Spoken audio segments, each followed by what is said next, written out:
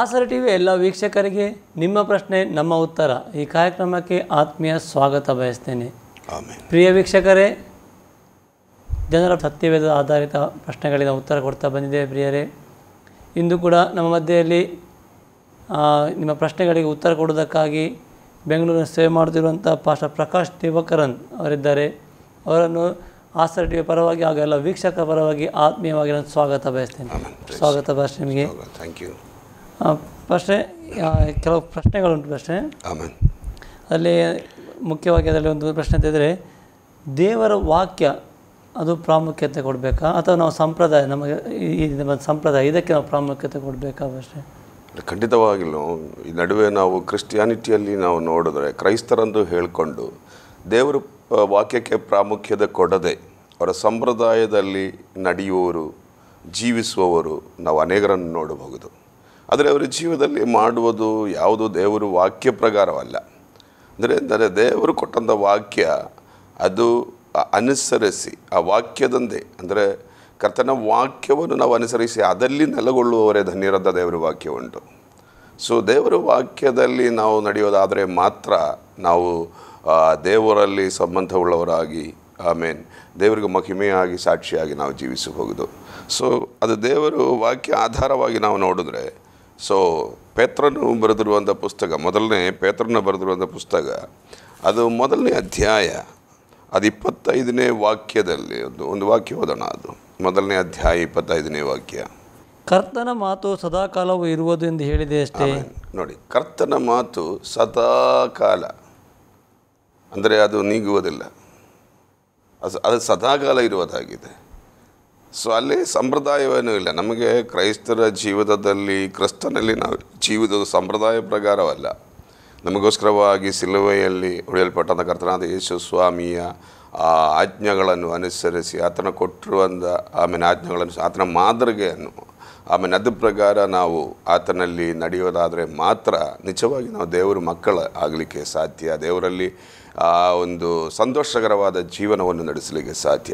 So ಅದರಿಂದ ದೇವರ ವಾಕ್ಯ, ಆತನ ಮಾತು ಅದು ಸದಾ ಇರುವುದಾಗಿದೆ, ಅದು ಯಾರನ್ನು ನೀಗಿಸುವುದಕ್ಕೆ ಸಾಧ್ಯವಲ್ಲ. ಮಾತ್ರವಲ್ಲ, ಅದು 2 ಪೀಟರ್ 2ನೇ ಪೇತ್ರನು 1ನೇ ಅಧ್ಯಾಯ 20ನೇ ವಾಕ್ಯ. ಶಾಸ್ತ್ರದಲ್ಲಿರುವ ಯಾವ ಪ್ರವಾದನಾ ವಾಕ್ಯವು ಕೇವಲ ಮನುಷ್ಯ ಬುದ್ಧಿಯಿಂದ ವಿವರಿಸತಕ್ಕದಲ್ಲವೆಂಬುದನ್ನು ಮುಖ್ಯವಾಗಿ ತಿಳಿದುಕೊಳ್ಳಿರಿ. ಹೌದು, ಇದು ಮುಖ್ಯವಾಗಿ ತಿಳಿದುಕೊಳ್ಳಿರಿ ಎಂದು ದೇವರ ವಾಕ್ಯ ಪೇತ್ರನು ಬರೆದಿರುವಂಥ ಪತ್ರಿಕೆ ಇದು. ಸೊ ಬಹಳ ಮುಖ್ಯ. ಇದು ಪವಿತ್ರಾತ್ಮನ ಪ್ರೇರಿತವಾಗಿ ಬರೆದಿರುವಂಥ ಆಲೋಚನೆಯಾಗಿದೆ, ಪ್ರವಾದನೆ ಆಗಿದೆ, ದೇವರ ವಾಕ್ಯವಾಗಿದೆ. ಅದು ಪ್ರತಿಯೊಬ್ಬರು ಮನುಷ್ಯರು ಅದು ಚೆನ್ನಾಗಿ ತಿಳಿದುಕೊಳ್ಳಿರಿ ಅನ್ನೋದಾಗಿ ಅದು ವಾಕ್ಯ ಬರೆದಿದೆ. ಆಮೇಲೆ ಯಾಕಂದರೆ ಯಾವ ಪ್ರವಾದನೆಯು ಎಂದು ಮನುಷ್ಯರ ಚಿತ್ತದಿಂದ ಉಂಟಾಗಲಿಲ್ಲ. ಮನುಷ್ಯರ ಚಿತ್ತದಿಂದ, ಇದು ಸಂಪ್ರದಾಯದಿಂದ ಬಂದಿರೋದಲ್ಲ. ಅದು ಒಬ್ಬ ಮನುಷ್ಯನು ತನ್ನ ಇಷ್ಟವಾದ ರೀತಿಯಲ್ಲಿ ಬರೆದಿರೋದಲ್ಲ ದೇವರು ಪುಸ್ತಕ ಬೈಬಲ್ ಅಂದರೆ. ಅದು ದೇವರ ಆತ್ಮನ ಬರೆದರಾಗಿ ದೇವರು ಪರಿಶುದ್ಧರನ್ನು ಬರೆದಿರುವಂಥ ದೇವರು ನಿಯಮಗಳಾಗಿದೆ. ಅದು ಯಾವ ಮನುಷ್ಯನ ಚಿತ್ತಗಳಿಂದ ಬಂದಿರುವುದಲ್ಲ. ಮನುಷ್ಯರು ಪವಿತ್ರಾತ್ಮ ಪ್ರೇರಿತರಾಗಿ ದೇವರಿಂದ ಹೊಂದಿದನ್ನೇ ಮಾತಾಡಿದರು. ಹೌದು, ಅವರು ಪವಿತ್ರಾತ್ಮ ಭರಿತರಾಗಿ ದೇವರ ಆತ್ಮನನ್ನು ಹೊಂದಿಕೊಂಡು ದೇವರಿಂದ ಹೊಂದಿಕೊಂಡಿರುವಂಥ ಮಾತು, ಇದರಲ್ಲಿ ಬರೆದಿರುವಂಥ ಪ್ರತಿಯೊಂದು ಮಾತು ಅದು ದೇವರಿಂದ ಹೊಂದಿರುವರಾಗಿದೆ. ಅದು ಪವಿತ್ರಾತ್ಮ ಪ್ರೇರಿತರಾಗಿ ದೇವರ ಆಲೋಚನೆಯನ್ನು ಕೇಳಿಕೊಂಡು ಬರೆದಿರುವಂಥ ವೇದ ಪುಸ್ತಕವಾಗಿದೆ, ಸತ್ಯವೇದ ಪುಸ್ತಕ. ಸೊ ಹಾಗಾದ್ದರಿಂದ ಸಂಪ್ರದಾಯವನ್ನು ಕ್ರೈಸ್ತರ ಲೈಫಲ್ಲಿ ಇಲ್ಲ, ಸ್ತೋತ್ರ ಜೀವಿತದಲ್ಲಿ ಇಲ್ಲ.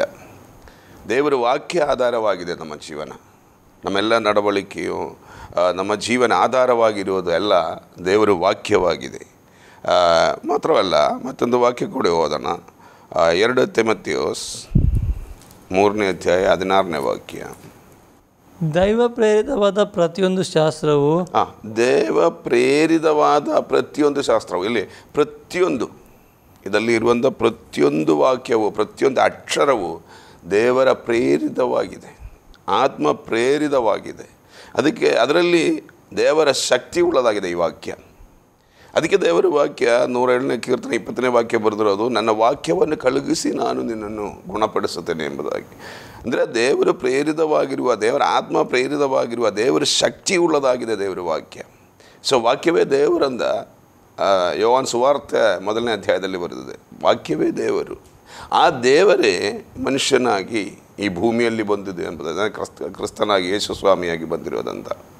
ಸೊ ಅದು ಆತ್ಮ ಪ್ರೇರಿತವಾಗಿ ಕೊಡಲ್ಪಟ್ಟಿರುವಂಥ ವಾಕ್ಯವಾಗಿದೆ. ಆಮೇಲೆ ದೈವ ಪ್ರೇರಿತವಾದ ಪ್ರತಿಯೊಂದು ಶಾಸ್ತ್ರವು ಉಪದೇಶಕ್ಕೂ, ಅದಕ್ಕೆ ಏನಕ್ಕೆ ಕೊಟ್ಟಿದ್ದಾರೆ ಅಂದರೆ, ದೇವ ಪ್ರೇರಿತವಾಗಿ ಈ ಪುಸ್ತಕ ಅಲ್ಲಿ ಈ ವಾಕ್ಯಗಳನ್ನು ನಮಗೆ ಕೊಟ್ಟಿರೋದು ಒಂದು ನಮಗೆ ಉಪದೇಶ, ಒಳ್ಳೆ ಮಾರ್ಗದಲ್ಲಿ ನಮ್ಮನ್ನು ನಡೆಸುವುದಕ್ಕಾಗಿ, ಹೇಗೆ ನಾವು ದೇವರಲ್ಲಿ ಭಯಭಕ್ತಿ ಉಳ್ಳವರಾಗಿ ಜೀವಿಸಬೇಕು, ಹೇಗೆ ದೇವರನ್ನು ನಾವು ಹಿಂಬಾಲಿಸಬೇಕು, ಹೇಗೆ ನಾವು ದೇವರನ್ನು ಮೆಚ್ಚಿಸಬೇಕು, ಹೇಗೆ ಆಮೇಲೆ ಆ ನಿತ್ಯ ಜೀವನವನ್ನು ಪಡೆಯಬಹುದು, ಇದಕ್ಕೆಲ್ಲ ನಮಗೆ ಉಪದೇಶ. ಯಾಕೆಂದರೆ ನಮಗೊಂದು ಉಪದೇಶ ಅಗತ್ಯವಾಗಿದೆ. ಸೊ ಇಲ್ಲದೆ ಹೋದರೆ, ಒಂದು ಸರಿಯಾದ ಒಬ್ಬ ಲೀಡರ್ ಇಲ್ಲದೆ ಹೋದರೆ ನಮ್ಮ ಜೀವನ ಅದು ಅಷ್ಟು ಮಟ್ಟಿಗೆ ನಮಗೆಲ್ಲರಿಗೂ ಗೊತ್ತು. ಅದು ಇದು ಸರಿಯಾಗಿ ದೇವರ ವಾಕ್ಯವಂದರೆ ನಮ್ಮನ್ನು ಲೀಡ್ ಮಾಡುವುದಾಗಿದೆ, ನಮಗೆ ಉಪದೇಶ ಕೊಟ್ಟು ನಡೆಸುವುದಾಗಿದೆ. ನಮ್ಮ ಪ್ರತಿದಿನ ಜೀವನವನ್ನು ನಮ್ಮನ್ನು ಅನುಗ್ರಹವಾಗಿ ನಡೆಸುವುದಕ್ಕೆ ಕೊಡುವ ಉಪದೇಶವಾಗಿದೆ ದೇವರ ವಾಕ್ಯ ಅಂತ. ಆಮೇಲೆ ಖಂಡನೆಗೂ ತಿದ್ದುಪಾಟಿಗೂ, ಆಮೇಲೆ ತಿದ್ದುಪಾಟಿಗೂ ನಮ್ಮನ್ನು ತಿದ್ದುಕೊಳ್ಳುವುದಾಗಿದೆ. ನಮ್ಮಲ್ಲಿ ಕೊರತೆ ಇದ್ದರೆ, ಪಾಪವಿದ್ದರೆ, ನಮ್ಮಲ್ಲಿ ಏನಾದರೂ ಆಮೇಲೆ ಅನುಸರಣ ಇಲ್ಲದೆ ಬಂದಿರುವಂಥ ವಿಷಯಗಳನ್ನೆಲ್ಲ ನಮ್ಮನ್ನು ದೇವರ ವಾಕ್ಯ ನಮ್ಮನ್ನು ತಿದ್ದುಕೊಳ್ಳೋದಾಗಿದೆ. ಯಾಕಂದರೆ ದೇವರಲ್ಲಿ ಎಷ್ಟು ಭಯಭಕ್ತಿಯಿಂದ ಪರಿಶುದ್ಧರಾಗಿ ನಾವು ಜೀವಿಸಬೇಕಂತ ನಮಗೆ ತಿಳಿಸುವುದು ದೇವರ ವಾಕ್ಯವಾಗಿದೆ. ಪ್ರತಿಯೊಬ್ಬ ಮನುಷ್ಯ ಖಂಡಿಸುವುದು ಮಾತ್ರವಲ್ಲ, ನಮ್ಮನ್ನು ತಿದ್ದುಕೊಡುವುದು. ಇದು ತಪ್ಪು, ಇದು ಸರಿ, ನಾವು ಹೇಗೆ ಮಾತಾಡುವುದು, ಹೇಗೆ ನಡಿಬೇಕು, ಹೇಗೆ ಜೀವಿಸಬೇಕು, ಯಾವ ಪಾಪ, ಯಾವುದು ಕೆಟ್ಟದು, ಆಮೇಲೆ ಯಾವುದು ಒಳ್ಳೆಯದು, ಇದೆಲ್ಲ ನಮಗೆ ತಿದ್ದುಕೊಡುವುದು ದೇವರ ವಾಕ್ಯವಾಗಿದೆ. ಅದು ದೇವರ ಆತ್ಮ ಪ್ರೇರಿತರಾಗಿ ನಮಗೆ ಕೊಡಲ್ಪಟ್ಟಿರುವಂಥ ದೇವರ ವಾಕ್ಯವಾಗಿದೆ. ಆಮೇಲೆ ನೀತಿ ಶಿಕ್ಷೆಗೆ, ನೀತಿಯಲ್ಲಿ ನಮಗೆ ಆಮೇಲೆ ಶಿಕ್ಷೆ ಕೊಡುವುದು. ಶಿಕ್ಷೆ ಅಂದರೆ ಆಮೇಲೆ ಅಭ್ಯಾಸನವನ್ನು ನಮಗೆ ಅಭ್ಯಾಸ ಮಾಡಿಕೊಳ್ಳೋದಾಗಿದೆ. ನಮ್ಮನ್ನು ನೀತಿಯಲ್ಲಿ ಹೇಗೆ ಆಮೇಲೆ ಸ್ತೋತ್ರವನ್ನು ಅಭ್ಯಾಸ ಮಾಡಿ ನಮ್ಮನ್ನು ಪ್ರತಿದಿನವನ್ನು ನೀತಿ ಬಂದವರಾಗಿ ಮಾಡುವುದು. ಈ ಪುಸ್ತಕ ಆಮೇಲೆ ಇದು ಓದುವವರು ಪ್ರತಿಯೊಬ್ಬರು ನೀತಿ ಬಂದವರಾಗಿ, ಯಾಕಂದರೆ ಅವರಿಗೆ ಪಾಪದ ಪುಣ್ಯದ ಬಗ್ಗೆ ಅವರಿಗೆ ತಿಳುವಳಿಕೆ ಬರುತ್ತದೆ. ಏನು ಮಾಡಬಾರ್ದು, ಏನು ಮಾಡಬಹುದು, ಇದೆಲ್ಲ ದೇವರ ಆತ್ಮನ ಬರೆದರಾಗಿ ಕೊಟ್ಟಂಥ ಈ ಪುಸ್ತಕ. ದೇವರ ವಾಕ್ಯವನ್ನು ಓದುವವರು ಖಂಡಿತವಾಗಲು ಅವರು ನಾಶವಾಗುವುದಿಲ್ಲ. ಅವರು ದೇವರ ಕೃಪೆಯನ್ನು ಹೊಂದಿಕೊಂಡು ದೇವರ ಆಶೀರ್ವಾದವನ್ನು ಪಡೆದುಕೊಂಡು ಪ್ರತಿದಿನ ಅವರು ದೇವರಲ್ಲಿ ಆಶೀರ್ವಾದ ಹೊಂದುತ್ತೇವೆ. ಸೊ ಆದ ರೀತಿಯಲ್ಲಿ ನಮಗೆ ಶಿಕ್ಷಣ ಕೊಡುವುದಾಗಿದೆ ದೇವರ ವಾಕ್ಯ, ಕಲಿತುಕೊಡುವುದಾಗಿದೆ ನಮಗೆ ದೇವರ ವಾಕ್ಯ. ನಮ್ಮ ಜೀವಿತವನ್ನು ಉನ್ನತಿಗೆ ತರುವುದಾಗಿದೆ. ಅದು ಉಪಯುಕ್ತವಾಗಿದೆ ನೋಡಿ. ಸ್ತೋತ್ರ, ಹಲ್ಲೆಲೂಯಾ, ಆಮೇನ್. ಸೊ ಅದರಿಂದ ಸಂಪ್ರದಾಯದಲ್ಲಿ ಇದೇನೂ ಇಲ್ಲ. ಸಂಪ್ರದಾಯವಂದರೆ ಆಮೇಲೆ ಹೇಗಾದರೂ ಜೀವಿಸುವುದು, ಹೇಗಾದರೂ ಅಂದರೆ ಅದು ಹಿಂದಿನ ತಲೆಮಾರಿಂದ ಮಾಡ್ಕೊಂಬಂದಿರುವುದು, ಅವರದು ಸಂಪ್ರದಾಯವನ್ನು ಅನುಸರಿಸಿ ನಡೆಸುವುದಾಗಿದೆ. ಅಲ್ಲಿ ದೇವರು ವಾಕ್ಯಕ್ಕೆ ಏನು ಮುಖ್ಯ ಸ್ಥಾನವೇನೂ ಇಲ್ಲ, ಅದನ್ನು ಅನುಸರಿಸಿ ನಡಿಬೇಕಂದೇನೂ ಇಲ್ಲ, ಅಲ್ಲಿ ತಿದ್ದುಕೊಳ್ಳೋದೇನೂ ಇಲ್ಲ, ಖಂಡಿಸುವುದು ಏನೂ ಇಲ್ಲ. ಇಲ್ಲಾಂದರೆ ಅಲ್ಲಲ್ಲಿ ನಮಗೆ ಅದು ಒಂದು ಏನದು ಅಭ್ಯಾಸ ಮಾಡಿಕೊಡೋ ಹಾಗೆ, ಇಲ್ಲಾಂದರೆ ನಮಗೆ ಒಂದು ಶಿಕ್ಷಣ ಕೊಡುವಂಥದ್ದು ಏನೂ ಅದರಲ್ಲಿ ಇಲ್ಲ. ಅದು ಸಂಪ್ರದಾಯವಾಗಿದೆ. ಯಾಕೆ ಹಿಂಗೆ ಮಾಡ್ತಾ ಇದ್ದಾರೆ ಅಂತ ಕೇಳಿದ್ರೆ, ನಾನು ಎಷ್ಟೋ ಜನ ಕೇಳಿದ್ರೆ, ಯಾಕೆ ನೀವು ಹೀಗೆ ಮಾಡ್ತಾ ಇದ್ದೀರಾ, ನೀವು ಕ್ರೈಸ್ತರಾಗಿ ಹೀಗೆ ಯಾಕೆ ಮಾಡ್ತಾ ಇದ್ದೀರಾ ಅಂತ ಕೇಳಿದ್ರೆ, ಇಲ್ಲ ನಮ್ಮ ತಲೆಮಾರು ಮಾಡ್ಕೊಂಬಂದಿರೋದು. ನಾನು ತಲೆಮಾರು ಅವರೇನೋ ಮಾಡಿರಬಹುದು, ಆದರೆ ದೇವರ ಪುಸ್ತಕ ನಿಮ್ಮ ಕೈಯಲ್ಲಿ ಇದೆಯಲ್ಲ, ದೇವರು ನಮಗೊಂದು ನಿಯಮ ಪುಸ್ತಕವನ್ನು ಕೊಟ್ಟಿದ್ದಾರೆ, ಹೇಗೆ ಹೆಂಗೆ ಅಂತ. ಅದನ್ನು ಅನುಸರಿಸಿ, ಆ ವ್ಯವಸ್ಥೆಯನ್ನು ಅನುಸರಿಸಿ ಅದರಲ್ಲಿ ನಡೆಯುವುದೇ ಧರ್ಮ. ಅದಕ್ಕಾಗಿ ದೇವರು ನಮಗೆ ಪುಸ್ತಕವನ್ನು ಕೊಟ್ಟಿದ್ದಾರೆ ಅಂದು ಹೇಳಿದ್ರೆ ಅವರಿಗೆ ಅದು ಒಪ್ಪೋದಿಲ್ಲ. ಯಾಕಂದರೆ ಅವರು ಮಾಡಿಕೊಂಡಂಥ ಸಂಪ್ರದಾಯ ಈ ಕಾಲದಲ್ಲಿ ಕೂಡ ನೋಡಿದ್ರು ಕೂಡ ಆಮೇಲೆ ಸಂಪ್ರದಾಯದಲ್ಲಿ ಜೀವಿಸುವವರು ಅನೇಕರಿದ್ದಾರೆ. ಮತ್ತಾಯದಲ್ಲಿ ಕೂಡ ಯೇಸುಸ್ವಾಮಿ ಹೇಳ್ತಾರೆ ಅಲ್ಲಿ ಮತ್ತೆ 15ನೇ ಅಧ್ಯಾಯದಲ್ಲಿ ಆಗ ಯೆರೂಸಲೇಮಿನಿಂದ ಫರಿಸಾಯರು ಶಾಸ್ತ್ರಿಯರು ಯೇಸುವಿನ ಬಳಿಗೆ ಬಂದು, ನಿನ್ನ ಶಿಷ್ಯರು ಹಿರಿಯರಿಂದ ಬಂದ ಸಂಪ್ರದಾಯವನ್ನು ಯಾಕೆ ಮೀರುತ್ತಾರೆ? ಅವರು ಕೈ ತೊಳಕೊಳ್ಳದೆ ಆಹಾರ ತೆಗೆದುಕೊಳ್ಳುತ್ತಾರಲ್ಲ ಎಂದು ಕೇಳಿದ್ದಕ್ಕೆ ಆತನು ಅವರಿಗೆ ಉತ್ತರ ಕೊಟ್ಟದೇನೆಂದರೆ, ನೀವು ಸಹ ನಿಮ್ಮ ಸಂಪ್ರದಾಯದ ನಿಮಿತ್ತ ದೇವರ ಆಜ್ಞೆಯನ್ನು ಮೀರುತ್ತೀರಿ. ಹೌದು, ಯೇಸು ಮೇಲೆ ಹೇಳ್ತಾ ಇದ್ದಾರೆ ಅಲ್ಲ ಫಸ್ಟ್ ದೇವರ ಸಂಪ್ರದಾಯ. ಆ ಕಾಲದಲ್ಲಿ ಏನಂದ್ರೆ ಯಹೂದರ ಅವ್ರಿಗೊಂದು ಸಂಪ್ರದಾಯ ಇತ್ತು. ಎಲ್ಲಾದ್ರೂ ಆಚೆ ಹೋಗಿ ಬಂದ್ರೆ ಅವರ ಕೈ ಕಾಲೆಲ್ಲ ತೊಳ್ಕೊಳ್ಳಬೇಕು. ಅಲ್ಲೇ ಕಾನಾವಿ ಮದುವೆಯಲ್ಲಿ ಕೂಡ ನಾವು ನೋಡಿದ್ರೆ ಅಲ್ಲೇ ಒಂದು ಔಟ್ಸೈಡ್ ಅಲ್ಲಿ ಕೆಲ ಪಾತ್ರಗಳು ಇಟ್ಟಿದ್ರು. ಯಾಕಂದ್ರೆ ಅದು ಅಂದ್ರೆ ಶುದ್ಧೀಕರಣಕ್ಕೋಸ್ಕರವಾಗಿ ಆಚೆ ಹೋಗಿ ಬರುವವರು ಕೈ ಕಾಲನ್ನು ತೊಳೆದುಕೊಂಡು ಒಳಗಡೆ ಬರ್ಲಿಕ್ಕಾಗ ಅವ್ರಿಗೊಂದು ಸಂಪ್ರದಾಯ. ಇಲ್ಲಿ ಯೇಸು ಶಿಷ್ಯರನ್ನು ಊಟ ಮಾಡ್ಲಿಕ್ಕೆ ಕೂತಿರುವಾಗ ಅವರು ಏನು ಸಂಪ್ರದಾಯ ಯಾಕೆ ಅನುಸರಿಸುತ್ತಾ ಇಲ್ಲ ಅಂದ್ರೆ ಅವರು ಸಂಪ್ರದಾಯ ಪ್ರಕಾರ ನಡೆಯುವರಾಗಿದ್ದಾರೆ. ಹೌದು, ಅಂದರೆ ಯೇಸುಸ್ವಾಮಿಗಳಲ್ಲಿ ಹೇಳ್ತಾ ಇದ್ದಾರೆ ಸಂಪ್ರದಾಯ ಅಲ್ಲ ಮುಖ್ಯ. ಹೌದು, ಸಂಪ್ರದಾಯ ಅಲ್ಲ ಮುಖ್ಯ. ಹೌದು, ಕರೆಕ್ಟ್ ಆಗಿ ಅಲ್ಲಿ ಯೇಸುಸ್ವಾಮಿ ಉತ್ತರ ಕೊಟ್ಟಿದ್ದಾರೆ, ಸಂಪ್ರದಾಯ ಅಲ್ಲ ಮುಖ್ಯ. ಹೌದು, ಖಂಡಿತ ಅಷ್ಟೇ. ಫಸ್ಟ್ ಈಗ ಇನ್ನೊಂದು ಪ್ರಶ್ನೆ ಏನಂತಿದ್ರೆ, ಈ ಪೇತ್ರನ ಬಗ್ಗೆ ನಿಜಷ್ಟು ಆಗ ತೆಗೆದಿಲ್ಲ. ಪೇತ್ರನ ಬಗ್ಗೆ ಒಂದು ಪ್ರಶ್ನೆ ಉಂಟು. ಅವನು ಪೇತ್ರನು ರೋಮ್ನಲ್ಲಿ ಸಭೆಯನ್ನು ಸ್ಥಾಪಿಸಿದ್ದಾನೆ? ಖಂಡಿತವಾಗಲೂ ಇಲ್ಲ. ಯಾಕಂದರೆ ಪೇತ್ರನು ಆತನ ಸೇವೆ ಬಗ್ಗೆ ನಾವು ನೋಡಿದ್ರು ಕೂಡ ಅವರು ಸುನ್ನತಿಯರ ಜನರ ಮಧ್ಯದಲ್ಲಿ ಸೇವೆ ಮಾಡುವಂಥ ವ್ಯಕ್ತಿಯಾಗಿತ್ತು ಅಂತ ಅಲ್ಲಿ ಗಲಾತಿ ಪತ್ರಿಕೆ ತೆಗಿ, ಅದರಲ್ಲಿ ನಮಗೆ ವಾಕ್ಯ ಸ್ಪಷ್ಟವಾಗಿ ಬರುತ್ತದೆ. ಗಲಾತಿ ಪತ್ರಿಕೆ 2ನೇ ಅಧ್ಯಾಯ 7ನೇ ವಾಕ್ಯದಿಂದ, ಸುನ್ನತಿಯಾದವರಲ್ಲಿ ಅಪೋಸ್ತಲತನವನ್ನು ನಡೆಸೋಗೋಸ್ಕರ ಪೇತ್ರನನ್ನು ಪ್ರೇರಿಸಿದಾತನು. ನೋಡಿ, ಸುನ್ನತಿಯರ ಮಧ್ಯದಲ್ಲಿ ಸೇವೆ ಮಾಡಲಿಕ್ಕೆ ಹಾಗೆ ಪೇತ್ರನನ್ನು ಪ್ರೇರಿಸಿದ ಆತನ ಅಂತದಲ್ಲಿ ಬರೆದಿದ್ದಾರೆ ಅಲ್ವಾ. ಸೊ ಪೇತ್ರನ ಸೇವೆ ಸುನ್ನತಿಯರ ಮಧ್ಯದಲ್ಲಿ ಇತ್ತು.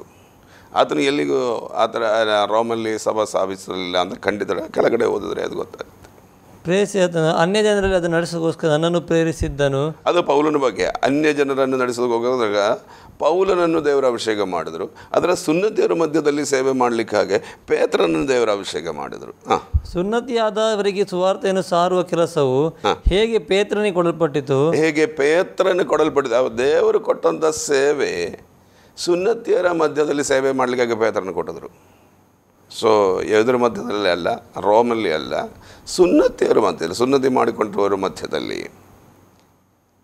ಆದರೂ ಆಗ ಖಂಡಿತವಾಗ್ಲೂ ಅವರು ರೋಮಲ್ಲಿ ಸ್ಥಾಪಿಸಿದೆ ಅನ್ನೋದು ದೇವರ ವಾಕ್ಯ ಪ್ರಕಾರ ಸರಿಯಿಲ್ಲ, ಅದು ಸರಿಯಿಲ್ಲ. ಹೌದು, ಓಕೆ ಫಸ್ಟ್ ಇನ್ನೊಂದು ಪ್ರಶ್ನೆ ಅಂತ ಹೇಳಿದರೆ, ದೇವರಿಗೂ ಮನುಷ್ಯರಿಗೂ ಮಧ್ಯಸ್ಥನು ಯಾರು? ಅಂದರೆ ಈಗ ದೇವರಿಗೆ ಮತ್ತು ಮನುಷ್ಯರಿಗೆ, ಯಾಕೆಂದರೆ ದೇವರು ಮತ್ತು ಮನುಷ್ಯರ ಮಧ್ಯೆ ಪಾಪ ಮಾಡಿ ಆ ಒಂದು ತಪ್ಪಿ ಹೋಗಿತ್ತು. ಇಬ್ಬರ ಈಗ ಮಧ್ಯಸ್ಥನು ಯಾರು ಎಂಬುದಾಗಿ ಈಗ ಅನೇಕರನ್ನು ನೋಡಿದ್ರೆ ಈಗ ಅನೇಕರಿಗೆ ಅನೇಕ ವಿಶ್ವಾಸವಿದೆ. ಯಾಕಂದರೆ ಅನೇಕರು ಸತ್ತವರು ಕೂಡ ಈಗ ಮಧ್ಯಸ್ಥರಾಗಿ ಪ್ರಾರ್ಥನೆ ಮಾಡುವವರಿದ್ದಾರೆ. ಅನೇಕರ ಹೆಸರನ್ನು ತೆಗೆದುಕೊಂಡು ಪ್ರಾರ್ಥಿಸುವವರು ಅನೇಕರಿದ್ದಾರೆ. ಆದರೆ ದೇವರ ವಾಕ್ಯ ಪ್ರಕಾರ ನಾವು ನೋಡಿದ್ರೆ ಕರ್ತನಾದ ಯೇಸು ಕ್ರಿಸ್ತನೇ ಮನುಷ್ಯನಿಗೂ ಪರಲೋಕದ ದೇವರಿಗೂ ಮಧ್ಯಸ್ಥನಾಗಿದ್ದೀವಿ ಅಂತ ಖಂಡಿತ ದೇವರ ವಾಕ್ಯ ಇದೆ. ಅದು ವಾಕ್ಯ ತೆಗೆದು ನೋಡೋಣ. ಫಸ್ಟ್ ತಿಮೋತಿ, 1ನೇ ತಿಮೋತಿಯೋಸ್ 2ನೇ ಅಧ್ಯಾಯ 5ನೇ ವಾಕ್ಯ ಓದಿರಿ. ಏಕೆಂದರೆ ದೇವರು ಒಬ್ಬನೇ. ದೇವರು ಒಬ್ಬನೇ. ನೋಡಿ, ಬಹಳ ಸ್ಪಷ್ಟವಾಗಿ ದೇವರು ನಮಗೆ ಒಬ್ಬನೇ. ಸರ್ವಲೋಕಕ್ಕೆ ಇಡೀ ಜಗತ್ತಿನ ಅಧಿಕಾರಿಯಾಗಿರೋ ದೇವರು ಒಬ್ಬನೇ ಇರೋದು. ದೇವರಿಗೂ ಮನುಷ್ಯರಿಗೂ ಮಧ್ಯಸ್ಥನು ಒಬ್ಬನೇ. ನೋಡಿ, ಆತನು ಮನುಷ್ಯನಾಗಿರುವ ಯೇಸು ಕ್ರಿಸ್ತ ಯೇಸುವೆ. ಆಮೆನ್. ದೇವರಿಗೂ ಮನುಷ್ಯರಿಗೂ ಮಧ್ಯಸ್ಥನಾಗಿರುವಂಥವನು ಒಬ್ಬನೇ, ಅದು ಕರ್ತನಾದ ಯೇಸು ಕ್ರಿಸ್ತನು. ಇದು ಪೌಲನು ತಿಮೊಥೆಯೋಸಿಗೆ ಬರೆದಿರುವಂಥ ಪತ್ರಿಕೆಯಲ್ಲಿ ತಿಮೊಥೆಯನು ಹೇಳುವಂಥ ಮಾತಾಗಿದೆ. ದೇವನೊಬ್ಬನೇ, ದೇವರಿಗೂ ಮನುಷ್ಯರಿಗೂ ಮಧ್ಯಸ್ಥನಾಗಿರುವವನು ಒಬ್ಬನೇ, ಅದು ಕರ್ತನಾದ ಯೇಸು ಕ್ರಿಸ್ತನಂದು ಬಹಳ ಸ್ಪಷ್ಟವಾಗಿ ದೇವರ ವಾಕ್ಯದಲ್ಲಿ. ಅಂದರೆ ದೇವರಿಗೂ ಮನುಷ್ಯರಿಗೂ ಮಧ್ಯೆ ಬೇರೆ ಯಾರೂ ಇಲ್ಲ. ಈಗ ಅದನ್ನು ನಾನು ಸ್ವಲ್ಪ ಸ್ಪಷ್ಟವಾಗಿ ನಿಮಗೆ ತಿಳಿಸಬೇಕಂದ್ರೆ, ಈಗ ಶಿಲುವೆಗೆ ಅನೇಕ ವಿಧವಾದ ಅರ್ಥವನ್ನು ಕೊಡುವವರು ಅನೇಕರಿದ್ದಾರೆ. ಆದರೆ ನಿಜವಾಗಿ ಶಿಲುವೆ ಅರ್ಥವೇನೆಂದರೆ ಇಷ್ಟೊಂದು vertical line and horizontal line. So vertical line ಅಂದರೆ ಭೂಮಿಯಲ್ಲಿರುವ ಮನುಷ್ಯನು ಪರಲೋಕದಲ್ಲಿರುವ ತಂದೆಗೂ ಮಧ್ಯಸ್ಥನಾಗಿರುವಂಥ ಕ್ರೈಸ್ತನಾಗಿದೆ ವರ್ಟಿಕಲ್ ಲೈನ್. ನಮ್ಮನ್ನು ಪರಲೋಕಕ್ಕೆ ಸಂಬಂಧಪಡಿಸುವಂಥ ವರ್ಟಿಕಲ್ ಲೈನ್ ಆಗಿದೆ ಕ್ರೈಸ್ತನು. ಸೊ ಹಾರಿಸಾಂಟಲ್ ಲೈನ್ ಅಂದರೆ ನಮ್ಮ ಮಧ್ಯದಲ್ಲಿ ಮಧ್ಯಸ್ಥನಾಗಿರುವುದು ಕರ್ತನಾದ ಯೇಸು ಸ್ವಾಮಿಯಾಗಿದೆ, ನಮ್ಮನ್ನು ಕೂಡಿಸಿರುವುದು. ಸೊ ಭೂಮಿಯಲ್ಲಿರುವ ದೇವರ ಮಕ್ಕಳು ಅಲ್ಲ ಪರಿಶುದ್ಧರು ಅನ್ಯೋನ್ಯವಾಗಿರುವಂಥ ಅನ್ಯೋನ್ಯತೆ ಇರುವುದು ಕ್ರಿಸ್ತನ ಮಧ್ಯಸ್ಥನಾಗಿರುವುದರಿಂದ. ಪರಲೋಕದ ದೇವರಿಗೂ ಭೂಮಿಯಲ್ಲಿರುವ ಮನುಷ್ಯರಿಗೂ ಅನ್ಯೋನ್ಯತೆ ಇರುವುದು ಕ್ರಿಸ್ತನಾದ ಆ ವರ್ಟಿಕಲ್ ಲೈನ್ ಆಗಿರುವಂಥ ಕ್ರಿಸ್ತನ. ನಮ್ಮ ಮಧ್ಯದಲ್ಲಿ ಬೇರೆ ಯಾರೂ ಇಲ್ಲ. ನಾನಾಯಿತು, ಯೇಸು ಆಯಿತು, ಪರಲೋಕದ ತಂದೆ ಆಯಿತು. It's a vertical line. It's a cross ಅಂತಂದರೆ ಅದು ಯೂನಿಟಿ, ಅದು ಅನ್ಯೋನ್ಯತೆ ಆಗಿದೆ. ಭೂಮಿಯಲ್ಲಿರುವ ಮನುಷ್ಯರಿಗೂ ಅನ್ಯೋನ್ಯತೆ, ಪರಲೋಕದ ದೇವರಿಗೂ ಭೂಮಿಯಲ್ಲಿರುವ ಮನುಷ್ಯರಿಗೂ ಕ್ರಿಸ್ತನಲ್ಲಿ ಅನ್ಯೋನ್ಯತೆ. ಸೊ ಇದು ಮಧ್ಯದಲ್ಲಿ ಬೇರೆ ಯಾರೂ ಇಲ್ಲ. ಇದರಲ್ಲಿ ಇರುವುದು ಕ್ರಿಸ್ತನೇ. ಆ ಸಿಲುವೆಯಲ್ಲಿ ಇರೋದು ಒಬ್ಬನೇ ಕ್ರಿಸ್ತನು ಮಧ್ಯಸ್ಥನಾಗಿದೆ. ಆ ವಾಕ್ಯ ಬೇಕಂದರೆ ಅದು ವಾಕ್ಯ ಬಹಳ ಸ್ಪಷ್ಟವಾಗಿ ಬರೆದರೆ ಮೊದಲನೇ ಯೋವಾನು, ಫಸ್ಟ್ ಜಾನ್ ಚಾಪ್ಟರ್ 1 ಮೊದಲನೇ ಅಧಿಕಾರ 3ನೇ ವಾಕ್ಯ ಓದಿ. ನಾವು ಕಂಡು ಕೇಳಿದ್ದು ನಿಮಗೂ ಗೊತ್ತಾಗಿ ನಮಗಿರುವ ಅನ್ಯೋನ್ಯತೆಯಲ್ಲಿ ನೀವು ಸೇರಬೇಕೆಂದು ಅದು ನಮಗಿರುವ ಅನ್ಯೋನ್ಯತೆಯಲ್ಲಿ ನೀವು ಸೇರಬೇಕಂತದಾಗಿ ಅನ್ಯೋನ್ಯತೆಯಲ್ಲಿ ನೀವು ಸೇರಬೇಕೆಂದು ಅದು ನಿಮಗೆ ಪ್ರಸಿದ್ಧಿಪಡಿಸುತ್ತೇವೆ. ಆಮೇಲೆ ಅಂದರೆ ನಮಗಿರುವ ಅನ್ಯೋನ್ಯತೆ ಅಂತಂದರೆ ನಮ್ಮ ಮಧ್ಯದಲ್ಲಿ ಮಧ್ಯಸ್ಥನಾಗಿ ನಮ್ಮನ್ನು ಕೂಡಿಸಿರೋದು ಯೇಸು ಕ್ರಿಸ್ತನಾಗಿದೆ ಅಲ್ವಾ. ಆಮೇಲೆ ನಮಗಿರುವ ಅನ್ಯೋನ್ಯತೆಯು ತಂದೆಯ ಸಂಗಡಲೂ ಆತನ ಮಗನಾದ ಯೇಸು ಕ್ರಿಸ್ತನ ಸಂಗಡಲೂ ಇರುವಂಥದ್ದು. ಆಮೇಲೆ ನೋಡಿದ್ರಲ್ಲ, ನಮ್ಮ ಅನ್ಯೋನ್ಯತೆ ಕರ್ತನಾದ ಯೇಸು ಕ್ರಿಸ್ತ ಮುಖಾಂತರ ತಂದೆ ಆಗಿರೋ ದೇವರಲ್ಲಿ ಇರೋದು. Praise the lord. ಇಲ್ಲಿ ಮಧ್ಯಸ್ಥರು ಬೇರೆ ಯಾರೂ ಇಲ್ಲ. ಅದನ್ನೇ real meaning of that cross.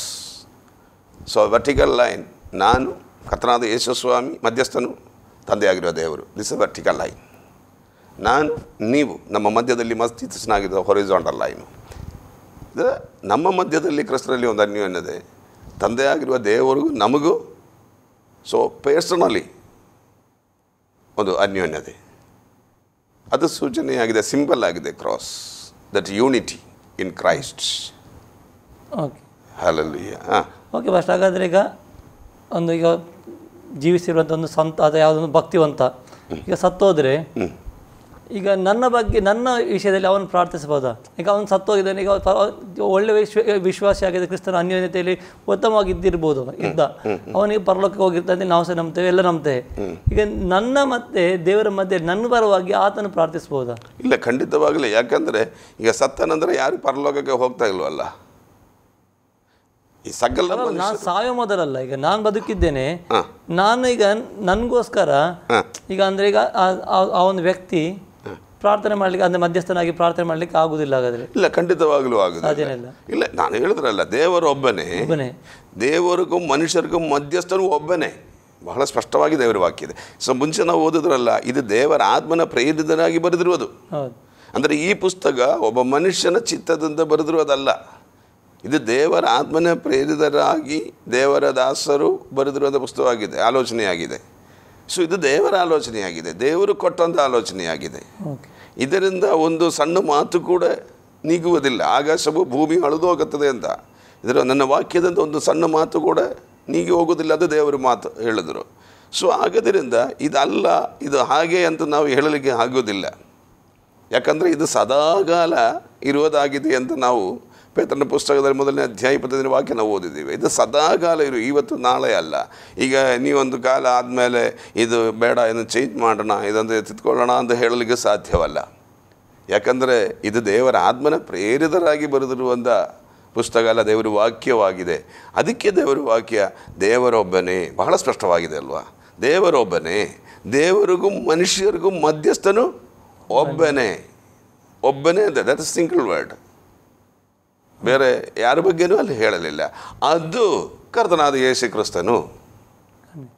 ಸ್ಪಷ್ಟವಾಗಿದೆ. ಆ ಹೆಸರು ಕೂಡ ಯಾರಂತೂ ಕೂಡ ಒಬ್ಬನಂತ ಹೇಳಿ ಬಿಟ್ಟಿಲ್ಲ. ಮಧ್ಯಸ್ಥನು ಒಬ್ಬನಂತ ಹೇಳಿಬಿಟ್ಟಿದ್ರೆ ನಾವು ಅವರಾಗಿರ್ಬೋದು, ಇವರಾಗಿರ್ಬೋದು, ಹಾಗೆ ಹೀಗೆ ಅಂತ ನಾವು ಯಾರಾದರೂ ಅವರವ್ರ ಮನಸ್ಸಿಗೆ ಬಂದಾಗೆ ಅವ್ರು ಮಾಡ್ಬೋದು. ಬಟ್ ಅದಕ್ಕೂ ದೇವರ ವಾಕ್ಯ ಒಪ್ಪಲ್ಲ. ದೇವರು ನಮ್ಮಂತ್ರ ಮಾತನಾಡಿದ್ರೆ ಸ್ಪಷ್ಟವಾಗಿ ಮಾತಾಡೋ ದೇವರಾಗಿದ್ದಾರೆ, ಸದ್ಯಪಡಿಸೋ ದೇವರಲ್ಲ. ಸೊ ಆ ಮಧ್ಯಸ್ಥನು ಒಬ್ಬನೇ, ಅದು ಕರ್ತನಾದ ಯೇಸು ಕ್ರಿಸ್ತನು. ಮತ್ತು ಬೇರೆ ಯಾರು ಮಧ್ಯಸ್ಥರು, ಬೇರೆ ಮಧ್ಯಸ್ಥರು ಅಂತ ದೇವರ ವಾಕ್ಯ ಎಲ್ಲಿ ಬರೋದಿಲ್ಲ, ಬೇರೆ ಎಲ್ಲಿ ಯಾವ ಕಡೆಯೂ ಇಲ್ಲ. ಬೇಕಂದರೆ ಆಮೇಲೆ ನಾವು ನೋಡೋಣ. ಮತ್ತು ಅದು 6ನೇ ವಾಕ್ಯ, ಫಸ್ಟ್ ತಿಮೋಥೆಯಸ್ 2ನೇ ಅಧ್ಯಾಯ 6ನೇ ವಾಕ್ಯ. ಆತನು ಎಲ್ಲರ ವಿಮೋಚನಾರ್ಥವಾಗಿ, ಎಲ್ಲರ ವಿಮೋಚನ ಅಂತಂದರೆ ಒಬ್ಬರಿಬ್ರಿಗಲ್ಲ, ಸಕಲ ಮನುಷ್ಯರಿಗೆ ವಿಮೋಚನೆಗನಾಗಿ ತನ್ನನ್ನು ಒಪ್ಪಿಸಿಬಿಟ್ಟನು. ನಮ್ಮ ಮಧ್ಯಸ್ಥನಾಗಿರುವಂಥ ಆ ಕರ್ತನಾದ ಯೇಸು ಸ್ವಾಮಿ ಸಕಲ ಮನುಷ್ಯರನ್ನು ಪಾಪದಿಂದ ವಿಮೋಚಿಸುವುದಕ್ಕಾಗ ಮಧ್ಯಸ್ಥನಾಗಿ ನಿಂತಿರುವಂಥ ದೇವರು. ಒಂದು ಜಾತಿಗೆ ಇಲ್ಲ, ಒಂದು ಕುಲ, ಒಂದು ಗೋತ್ರ ಇಲ್ಲ, ಒಂದು ದೇಶ, ಒಂದು ರಾಜ್ಯಕ್ಕೆ ಮಾತ್ರವಲ್ಲ, ಸರ್ವ ಸೃಷ್ಟಿಗೂ ಮೋಚನವನ್ನು ಕೊಡುವುದಕ್ಕಾಗ, ರಕ್ಷಿಸುವುದಕ್ಕಾಗ ಮಧ್ಯಸ್ಥನಾಗಿ ನಿಂತಿರುವ. ಈಗ ಆಮೇಲೆ ಕ್ರೈಸ್ತರಾಗಿರೋರ್ಗೂ ಮಾತ್ರ ಮಧ್ಯಸ್ಥನಲ್ಲ ಯೇಸು ಸ್ವಾಮಿ. ಹಲ್ಲೆಲೂಯಾ. ಸಕಲ ಮನುಷ್ಯರಿಗೂ ಮಧ್ಯಸ್ಥನಾಗಿ ನಿಂತಿದ್ದೇವೆ ದೇವರು. ಯಾರು ಆತನನ್ನು ನಂಬುತ್ತಾರೋ, ಯಾರು ಆತನನ್ನು ಕೈಕೊಂಡು ನಂಬುತ್ತಾರೋ ಅವರನ್ನು ರಕ್ಷಿಸುವುದಕ್ಕೆ ದೇವರು ಸದಾ ಜೀವಿಸುವ ದೇವರಾಗಿದ್ದಾರೆ. ಆತನು ಎಲ್ಲರ ವಿಮೋಚನಾರ್ಥವಾಗಿ ತನ್ನನ್ನು ಒಪ್ಪಿಸಿಬಿಟ್ಟನು. ಇದೇ ತಕ್ಕ ಸಮಯಗಳಲ್ಲಿ ಹೇಳಬೇಕಾದ ಸಾಕ್ಷಿಯು. ಆಮೇಲೆ ಇದೇ ತಕ್ಕ ಸಮಯದಲ್ಲಿ ಹೇಳಬೇಕಾದ ಸಾಕ್ಷಿಯು. ಆತನೇ ಮಧ್ಯಸ್ಥನು, ಸಕಲ ಮನುಷ್ಯನು ಮಧ್ಯಸ್ಥನಾಗಿ ಸಕಲ ಮನುಷ್ಯನ ಪಾಪದಿಂದ ಆಮೇಲೆ ಬಿಡಿಸುವ ರಕ್ಷಕನಾಗಿ ಬಂದಿರುವಂಥ ದೇವರು. ಇದೇ ನಮ್ಮ ಸಾಕ್ಷಿ. ಮಾತ್ರವಲ್ಲ, ಅದು 1 ಜಾನ್ 1 ಯೋವಾನ್ 2ನೇ ಅಧ್ಯಾಯ 1-2 ವಾಕ್ಯ ಕೂಡಿ ಓದೋಣ. ನನ್ನ ಪ್ರಿಯರಾದ ಮಕ್ಕಳೇ, ನೀವು ಪಾಪ ಮಾಡದಂತೆ ಈ ಮಾತುಗಳು ನಿಮಗೆ ಬರೆಯುತ್ತೇನೆ. ನೀವು ಪಾಪ ಮಾಡದಂತೆ ಈ ಮಾತು ನಿಮಗೆ ಬರೆಯುತ್ತೇನೆ. ಯಾವನಾದರೂ ಪಾಪ ಮಾಡಿದರೆ ತಂದೆಯ ಬಳಿಯಲ್ಲಿ ನೀತಿವಂತನಾದ ಯೇಸು ಕ್ರಿಸ್ತನೆಂಬ ಸಹಾಯಕನು ನಮಗಿದ್ದಾನೆ. ಆಮೆನ್.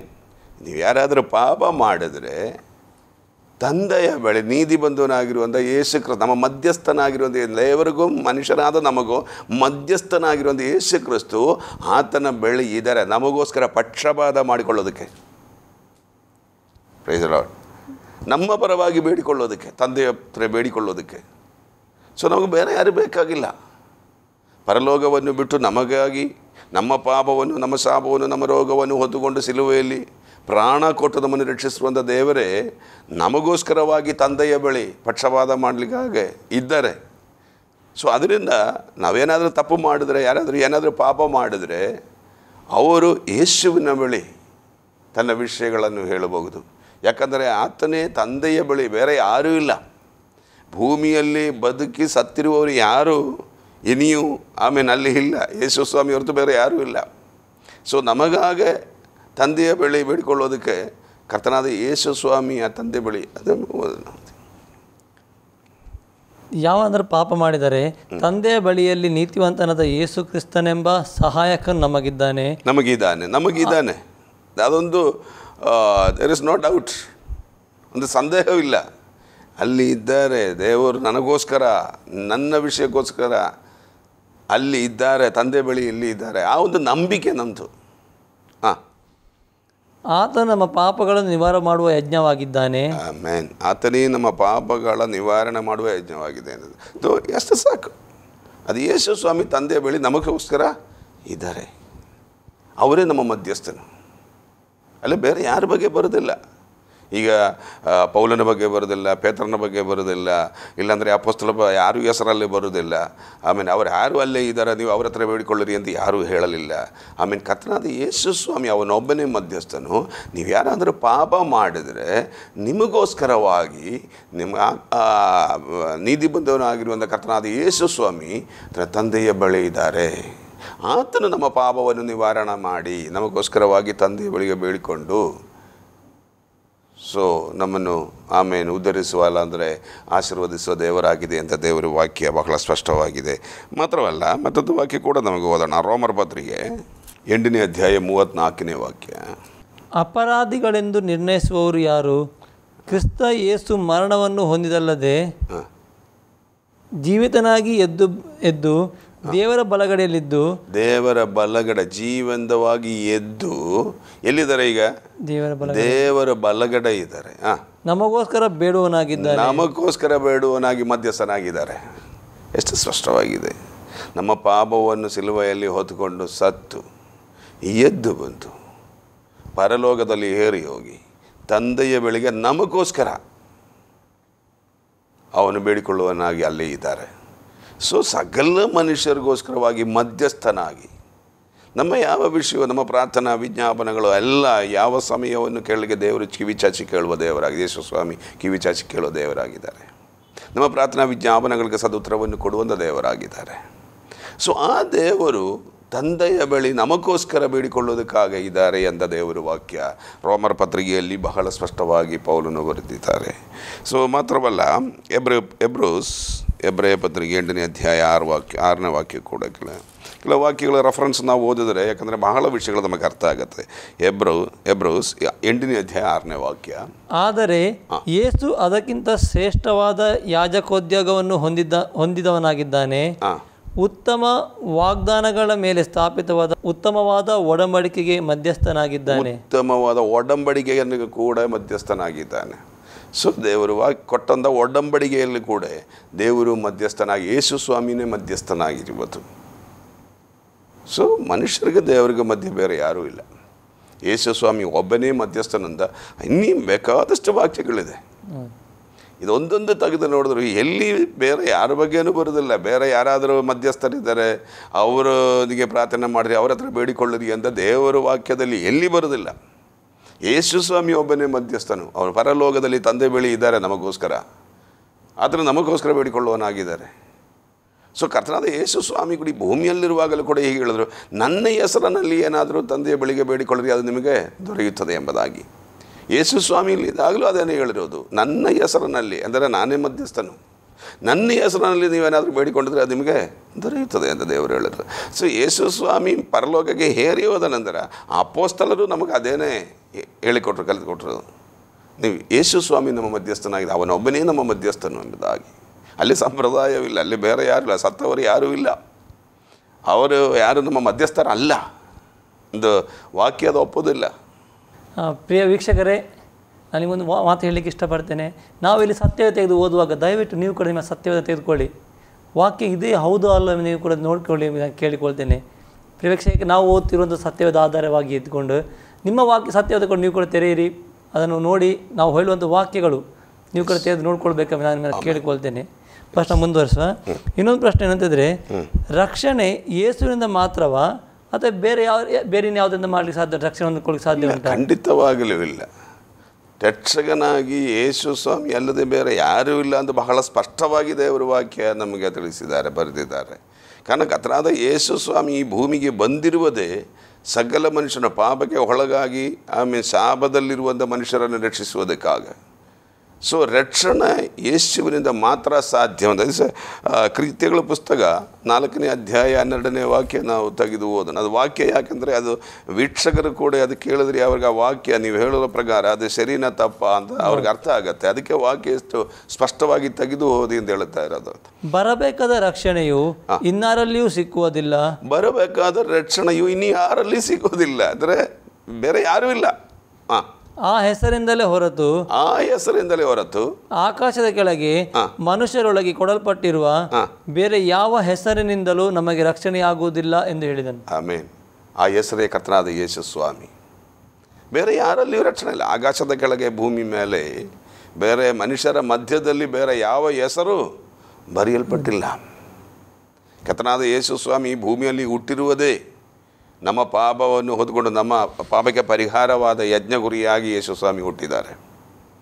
ಆದರೆ ನಮ್ಮ ಹಾಗೆ ಮನುಷ್ಯನಾಗಿ ಭೂಮಿಯಲ್ಲಿ ಬದುಕಿ ಪಾಪವನ್ನು ಬಿಟ್ಟು ಮತ್ತೆಲ್ಲ ನೋವನ್ನು ಕಷ್ಟವನ್ನು ಅನುಭವಿಸಿ 33 ವಯಸ್ಸಿನಲ್ಲಿ ಆತನು ಶಿಲುಬೆಗೆ ಹೊಡೆಯಲ್ಪಟ್ಟರು. ನಮ್ಮ ಪಾಪಕ್ಕಾಗಿ ನಮ್ಮ ದಂಡನೆಯನ್ನು ಆತನು ಸಹಿಸಿ ನಮ್ಮನ್ನು ಜೀವಂತವಾಗಿ ಉಳಿಸಿದ ದೇವರು. ಅನೇಕರು ಕೇಳುತ್ತೊಂದು ಪ್ರಶ್ನೆ ಏನಂದರೆ, ಅವರು ನಿಜವಾಗಿ ದೇವರಾಗಿದ್ದರೆ ಅವರು ತನ್ನನ್ನು ಯಾಕೆ ರಕ್ಷಿಸಲಿಲ್ಲ ಅಂತ ಅವ್ರು ಕೇಳುತ್ತಾರೆ. ಸೊ ಯೇಸು ಸ್ವಾಮಿ ಸ್ವಯವಾಗಿ ತನ್ನನ್ನು ರಕ್ಷಿಸೋಕೆ ಬಂದಿಲ್ಲ. ಯೇಸು ಸ್ವಾಮಿ ಯಜ್ಞದ ಗುರಿಯಾಗಿಯೇ ಬಂದಿರೋದು. ಮನುಷ್ಯನ ಪಾಪಕ್ಕೆ ಪರಿಹಾರವಾದ ಯಜ್ಞ ಗುರಿಯಾಗಿದೆ ಯೇಸು ಸ್ವಾಮಿ ಬಂದಿರೋದು. ನಮ್ಮ ಪಾಪಕ್ಕೆ ಪರಿಹಾರ ಆಗಬೇಕಾಯಿತು. ಸೊ ಆ ಯೇಸು ಸ್ವಾಮಿ ಆ ಸಿಲುವೆಯಲ್ಲಿ ಹೊಡೆಯಲ್ಪಟ್ಟಿರುವ ಕಾರಣ ನಾವು ಸಮೃದ್ಧಿಯಾಗಿದೆ, ನಾವು ಸಂತೋಷವಾಗಿದ್ದೇವೆ. ಆತನ ಮಕ್ಕಳಾಗಿರುವ ನಮ್ಮನ್ನು ರಕ್ಷಿಸುವುದಕ್ಕಾಗ ಆತನು ಆ ಕಷ್ಟವನ್ನು ಅನುಭವಿಸಿದೆ, ಆ ಮರಣಕ್ಕೆ ಅದನ್ನು ಒಪ್ಪಿಸಿಕೊಟ್ಟಿದ್ದಾರೆ.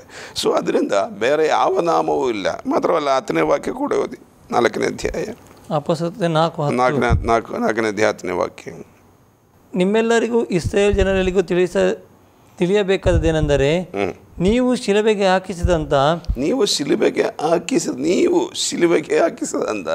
ಮತ್ತು ದೇವರು ಸತ್ತವರೊಳಗಿಂದ ಎಬ್ಬಿಸಿದಂಥ ನಜರೇತಿನ ಯೇಸು ಕ್ರಿಸ್ತನ ಹೆಸರಿಂದಲೇ ಈ ಮನುಷ್ಯನು ನಿಮ್ಮೆದುರು ಸ್ವಸ್ಥನಾಗಿ ನಿಂತಿರುತ್ತಾನೆ. ನೋಡಿ, ನಜರೇತಿನ ಯೇಸು ಕ್ರಿಸ್ತನ ಹೆಸರಿಂದಲೇ ಈ ಮನುಷ್ಯನು, ಯಾಕಂದರೆ ಆ ಬಿಡುಗಡೆ, ಅದರ ರಕ್ಷಣೆ ಆ ಯೇಸುವಿನಿಂದಲೇ ಮಾತ್ರವೇ ಸಾಧ್ಯ.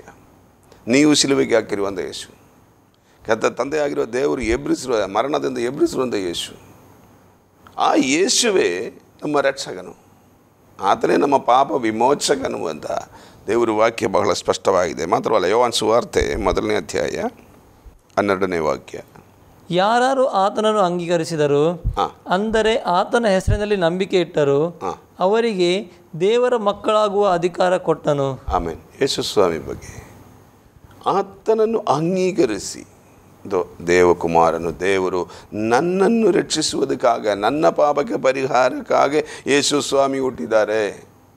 ಆತನು ನನ್ನ ಪಾಪವನ್ನು ಹೊತ್ತುಕೊಂಡು ಸಿಲುವೆಯಲ್ಲಿ ನನಗೆ ಜೀವ ಕೊಟ್ಟಿದ್ದಾರೆ ಎಂದು ಯಾರು ಅಂಗೀಕರಿಸಿ ನಂಬುತ್ತಾರೋ, ಇದು ಎರಡೂ ಆಗಬೇಕು. ಒಂದು, ಆ ದೇವರನ್ನು ನಾವು ಅಂಗೀಕರಿಸಬೇಕು, ದೇವರಾಗಿ ಅಂಗೀಕರಿಸಬೇಕು. ಎರಡು, ಆತನ ಕ್ರಿಯೆಗಳನ್ನು ನಂಬಬೇಕು. ಆತನು ನನ್ನ ಪಾಪಕ್ಕೋಸ್ಕರ ಆ ಭೂಮಿಯಲ್ಲಿ ಹುಟ್ಟಿದ್ದಾರೆ, ಇನ್ನೊಬ್ಬರದಲ್ಲ ವಿಷಯ. ನನಗೆ ನನ್ನ ಪಾಪ ಕ್ಷಮಿಸಲ್ಪಟ್ಟಿರೋದು ದೊಡ್ಡ ಸಂತೋಷ. ನನ್ನನ್ನು ದೇವರು ಸ್ವಂತ ಮಗನಾಗಿ ಮಾಡಿರೋದು ತುಂಬ ಸಂತೋಷ. ಸೊ ಆಗ ನಾವು ಪ್ರತಿಯೊಬ್ಬರು ನನ್ನ ಪಾಪವನ್ನು ಹೊತ್ತುಕೊಂಡು ನನ್ನನ್ನು ರಕ್ಷಿಸುವುದಕ್ಕಾಗಿ ಯೇಸು ಸ್ವಾಮಿ ಬಂದಿದೆ ಎಂದು ನಾನು ನಂಬಬೇಕು. ಹಾಗೆ ಆತನನ್ನು ಅಂಗೀಕರಿಸಿ ನಂಬುವರಾದರೆ ನಮ್ಮನ್ನು ಆತನು ದೇವರ ಮಕ್ಕಳಾಗುವಂಥ ಅಧಿಕಾರವನ್ನು, ನಿನ್ನೆ ನಾನು ಹೇಳೋ ಪ್ರಕಾರ ದೇವರು ನಮಗೆ ಕೊಟ್ಟಂಥ ಒಂದು ಪದವಿ. ನೀವು ಕ್ರೈಸ್ತರಾಗತ್ತೆ ಅಂತ ಅಲ್ಲ ಯೇಸು ಸ್ವಾಮಿ ಹೇಳಿರೋದು. ಯೇಸು ಸ್ವಾಮಿ ನಂಬಿದರೆ, ಅಂಗೀಕರಿಸಿದ್ರೆ ನೀವು ಕ್ರೈಸ್ತರಾಗತ್ತೆ ಅಂತ ಅಲ್ಲ, ನೀ ದೇವರ ಮಕ್ಕಳಾಗತ್ತೆ. ಪರಲೋಕದ ದೇವರ ಮಕ್ಕಳಂತ ಎಣಿಸಿಕೊಳ್ಳೋದು ಎಷ್ಟೋ ಸೌಭಾಗ್ಯವಾಗಿದೆ. ಅದು ಬಹಳ ಸಂತೋಷಕರವಾದ, ದೇವರ ಮಕ್ಕಳು, ದೇವರ ಮಗನು, ದೇವರ ಮಗಳು, ಆ ಒಂದು ಪದವಿ ದೇವರು ನಮಗೆ ಕೊಟ್ಟಿದೆ. ನಾನು ಹೇಳಬೇಕಂದ್ರೆ ಈ ಲೋಕದಲ್ಲಿ ಇರುವ ಎಲ್ಲ ಪದವಿಗಳಿಂದಲೂ ಮೇಲಾಗಿದೆ ಆ ಪದವಿ, ದೇವರು ಮಗನಂತ ಕರೆಯಲ್ಪಡುವಂಥ ಪದವಿ ಅಲ್ವಾ? ಶ್ರೇಷ್ಠವಾದ ಒಂದು ಪದವಿ ದೇವರು ನಮಗೆ ಕೊಟ್ಟಿರೋದು, ದೇವರ ಮಕ್ಕಳಂದು ಕರೆಯುವಂಥ ಪದವಿ. ಆಮೇಲೆ ಅದು 3ನೇ ಅಧ್ಯಾಯ 16ನೇ ವಾಕ್ಯ ಕೂಡ, ಯೋಹಾನ ಸುವಾರ್ತೆ 3:16. ದೇವರು ಲೋಕದ ಮೇಲೆ ಎಷ್ಟೋ ಪ್ರೀತಿಯನ್ನಿಟ್ಟು ತನ್ನ ಒಬ್ಬನೇ ಮಗನನ್ನು ಕೊಟ್ಟನು, ಆತನು ನಂಬುವ ಒಬ್ಬನಾದರೂ ನಾಶವಾಗದೆ ಎಲ್ಲರೂ ನಿತ್ಯ ಜೀವವನ್ನು ಪಡೆಯಬೇಕೆಂದು ಆತನನ್ನು ಕೊಟ್ಟನು. ಈ ಭೂಮಿಯಲ್ಲಿರುವ ಯಾರಾದರೂ ಒಬ್ಬನೂ ನಾಶವಾಗದೆ, ಈ ಪ್ರಿಯ ವೀಕ್ಷಕರು ಇದು ಕೇಳುವಾಗ ಬಹಳ ಅರ್ಥ ಮಾಡಿಕೊಳ್ಳಿ. ಈ ಪ್ರಪಂಚದಲ್ಲಿ ಇರುವ ಯಾರೊಬ್ಬರು ನಾಶವಾಗಬೇಕಂತ ದೇವರು ಆಸೆ ಪಡ್ತಾ ಇಲ್ಲ. ದೇವರು ಹೇಳ್ತಾ ಇರೋದು ಎಲ್ಲರೂ ರಕ್ಷಣೆ ಹೊಂದಬೇಕು, ಎಲ್ಲರೂ ನಿತ್ಯ ಜೀವನವನ್ನು ಪಡೆಯಬೇಕು. ಆ ದೇವರು ಸ್ತೋತ್ರ, ಆ ಮಗನಾಗಿರುವ ಯೇಸು ಸ್ವಾಮಿಯನ್ನು ಈ ಭೂಮಿಯಲ್ಲಿ ಕಳಿಸಿರುವುದು. ಆ ವಾಕ್ಯ ಮತ್ತೆ ಓದಿ, 16ನೇ ವಾಕ್ಯ, ಯೋಹಾನ 3:16. ದೇವರು ಲೋಕದ ಮೇಲೆ ಎಷ್ಟೋ ಪ್ರೀತಿಯನ್ನಿಟ್ಟು, ಎಷ್ಟೋ ಲೋಕದ ಮೇಲಂದರೆ ಲೋಕದಲ್ಲಿರುವ ಮನುಷ್ಯರ ಮೇಲೆ, ಈ ಪ್ರಪಂಚದ ಮೇಲಲ್ಲ, ದೇವರ ಸೃಷ್ಟಿಯಾದ ಮನುಷ್ಯರ ಮೇಲೆ, ಎಲ್ಲ ಜಾತಿ, ಎಲ್ಲ ಕುಲ, ಎಲ್ಲ ಗೋತ್ರದ ಮೇಲೆ, ಸಕಲ ಮನುಷ್ಯರು, ಚಿಕ್ಕವರು ದೊಡ್ಡವರು, ಆಸ್ತಿಗಾರರು ಸಾಹುಕಾರರು, ಎಲ್ಲರ ಮೇಲೂ ದೇವರು ಬಹಳ ಪ್ರೀತಿ ಇಟ್ಟಿರೋದಾಗಿದೆ. ತನ್ನ ಒಬ್ಬನೇ ಮಗನಾಗಿರುವಂಥ ಯೇಸು ಸ್ವಾಮಿಯನ್ನು ನಮಗಾಗಿ ಕಳಿಸಿರುವುದು. ಅಂದರೆ ತನ್ನ ಒಬ್ಬನೇ ಮಗನಾದ ಯೇಸು ಸ್ವಾಮಿಯನ್ನು ನಮಗಾಗೆ, ನಮ್ಮ ಪಾಪ ಬಿಡುಗಡೆಗೆ ಆಗ ಕೊಟ್ಟಿರೋದಕ್ಕೆ ಅದು ಶ್ರೇಷ್ಠವಾದ ಒಂದು ಪ್ರೀತಿ ದೇವರು ನಮ್ಮ ಮೇಲೆ ತೋರಿಸಿರೋದು, ಲೋಕದ ಮೇಲೆ ತೋರಿಸಿರೋದು ಒಂದು ಪ್ರೀತಿಯಾಗಿದೆ ಅಂತ. ಎಷ್ಟೋ ಪ್ರೀತಿ ತನ್ನ ಒಬ್ಬನೇ ಮಗನ ಕೊಟ್ಟನು, ಆತನ ನಂಬುವ ಒಬ್ಬನಾದರೂ ನಾಶವಾಗದೆ.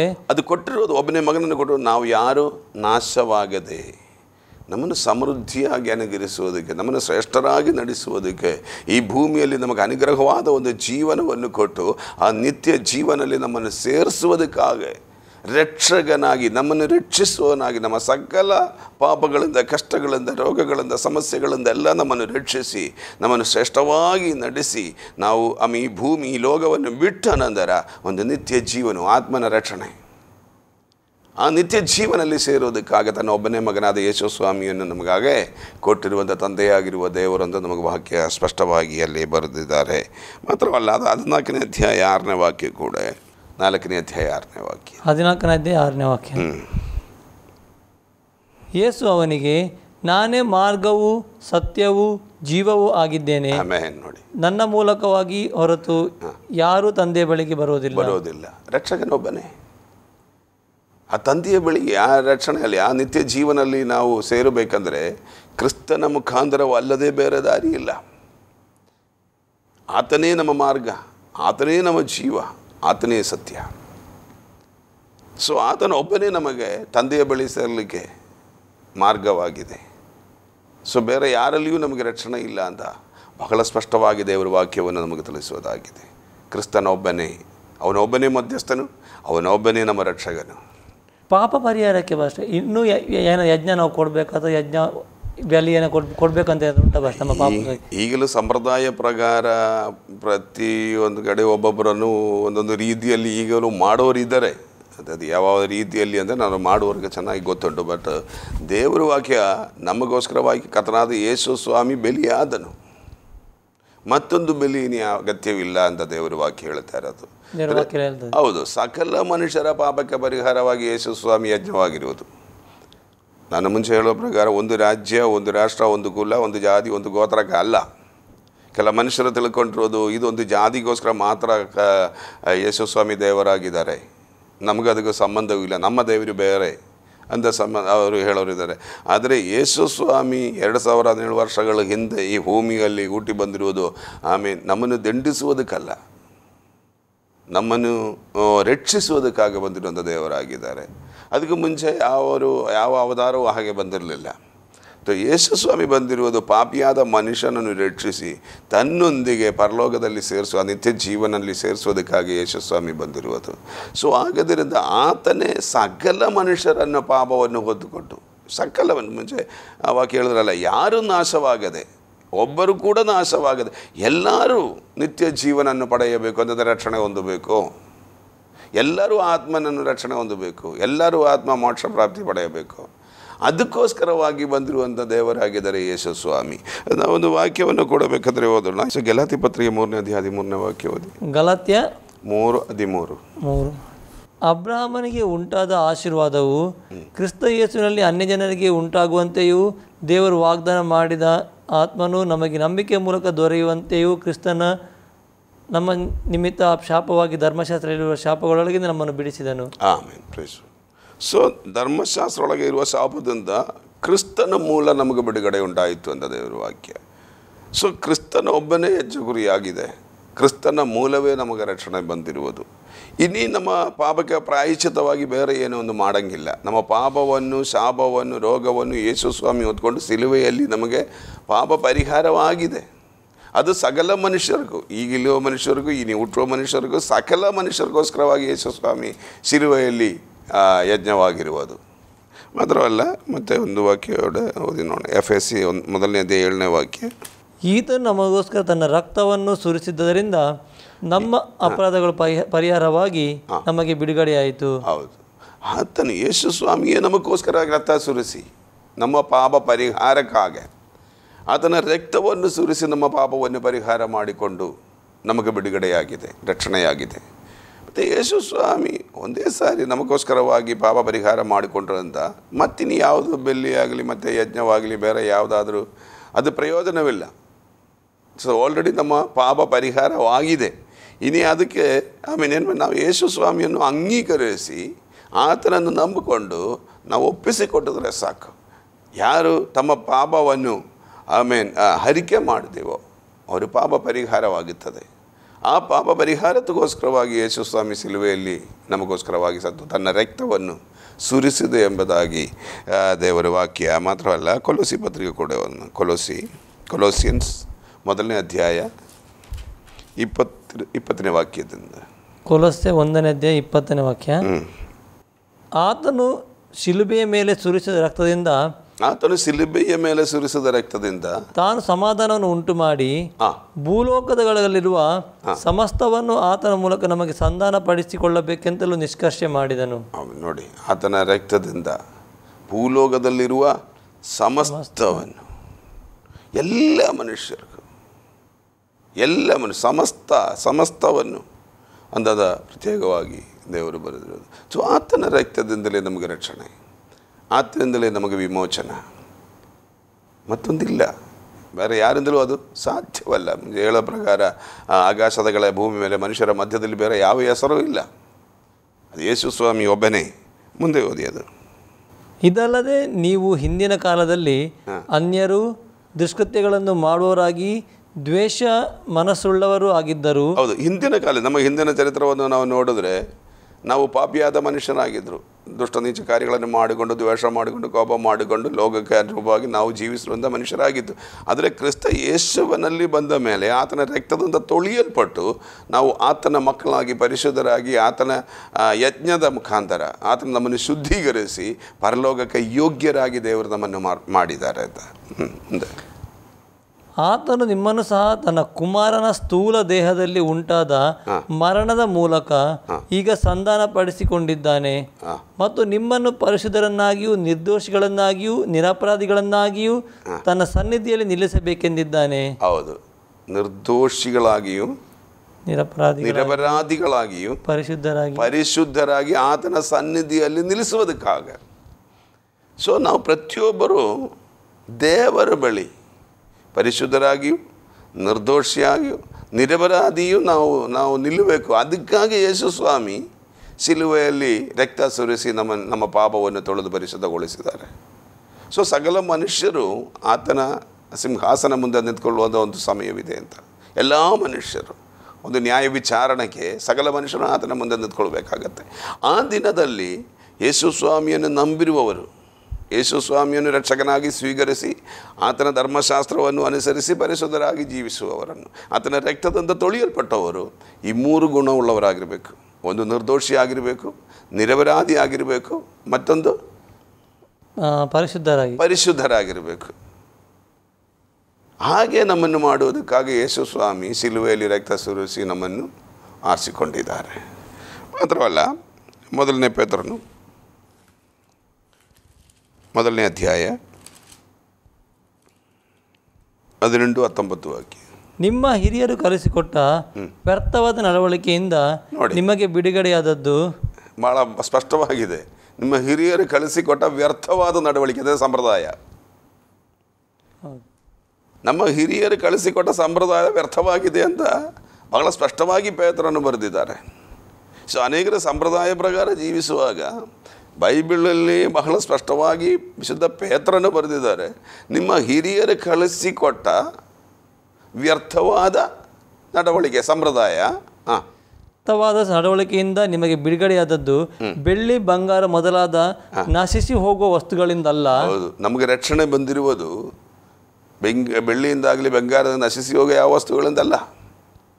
ನಮಗೆ ರಕ್ಷಣೆ ಬಂದಿರುವುದು, ಮುಂದೆ ಓದಿ, ಪೂರ್ಣಾಂಗವಾದ ನಿಷ್ಕಳಂಕ ಯಜ್ಞದ ಕುರಿಯ ರಕ್ತದಿಂದಲೂ ಎಂಬಂತೆ ಕ್ರಿಸ್ತನ ಅಮೂಲ್ಯವಾದ ರಕ್ತದಿಂದಲೇ ಎಂದು ಬಲ್ಲಿರಲ್ಲವೇ.